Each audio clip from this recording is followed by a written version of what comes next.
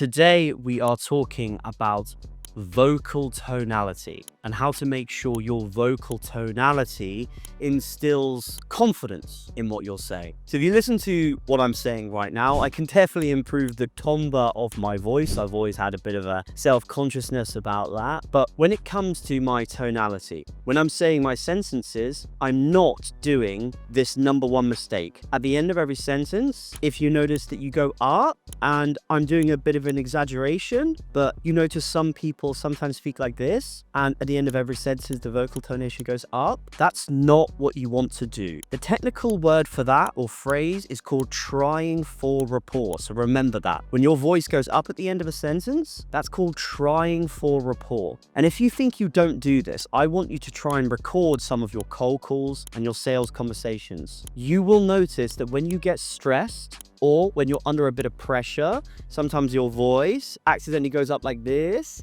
Maybe you're going for the end of a sale, you're about to say the price, or you're doing objection handling. Sometimes you might throw in a word like hopefully, maybe we could get you started. Do not want to do that. What do you want to do? Well, you want to do something called breaking rapport. So if you listen to my voice right now, at the end of every sentence, it goes down. You'll notice that a lot of politicians, they do this when they're speaking. They're thoughtful, slow. At the end of every sentence, the vocal tonality goes down. So when you're doing your cold calls and when you're doing your sales pitches, you don't need to force your voice into any tonality, but just try and check yourself. When you end up going at the end of a sentence, it does not instill confidence in someone that's listening to you.